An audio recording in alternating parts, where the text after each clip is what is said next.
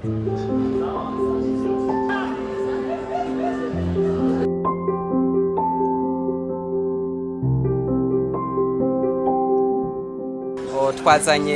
imbabura za kijambere zicomekwa ku muyaga nkuba canke se ku murasire w'izuba, hanyuma zigakoreshwa incenga z'amakara canke se ikintu cari cyo cyose caka canke ya makara bakunze kuvuga ngo aboneka ku giti kitarinze kwicirwa arico ari kigazi.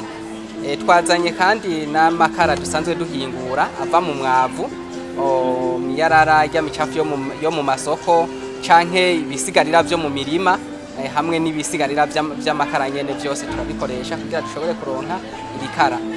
Si ivyo gusa twazanye n'imashini isanzwe ifasha mu gukanya ivyamwa kugira turonke umutobe wavyo. Ivyo vyose nivyo twazanye.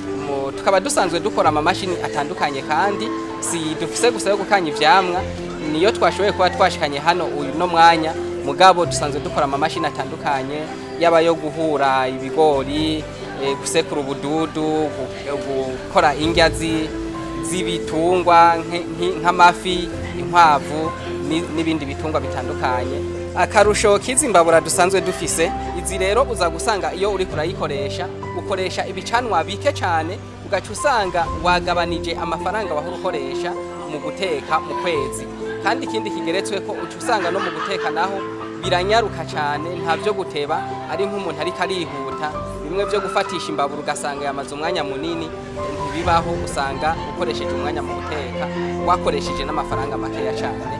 Kandi na yambabura nayo ukazoyikoresha igihe kinini, uko ushobora kuyikoresha mu myaka 3, imyaka 4, imyaka 5 atakibazo iragira, kandi wayiguze nko kwibeyi iciriritse ugeranije kuraba akamaro kayo. Aya makara yacu na makara akomeye cyane, amakara akomeye kandi ashobora kuramba kumbabura ku rugero rwiza cyane, kuko irikara iyo uricanye kumbabura rishobora kumara amasaha 2 ririko riraka.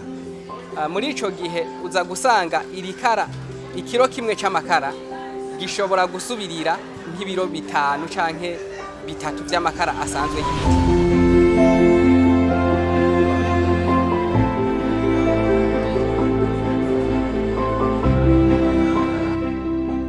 Tugiye kuhakura mwihanishwa gurisha ni ryo kudandaza hamwe no kumenyekana, guko tumaze kuhava n'ubundi badutwaye amanimero ya telefone bazoguma bariko baraturondera, tuzoca dusanga turiko turadandaza n'inyuma y'ihanishwa gurisha turimo uno munsi. Nka twebwe turiko turakora, hari haba tuba dufise imigambi turiko turakora, mugabo ugaca usanga uburyo dufise ni buke cyane. Wa mugambi wacu wasaba uburyo kugira ngo ushobore gutera imbere cyane, canke se waguke abantu bose bashobore kuwushikira. Uko nk'aya makara dukora vyasaba akwire mu bice bitandukanye, guca usanga dufise umwimbu muke yabivanye n'uburyo buke dufise.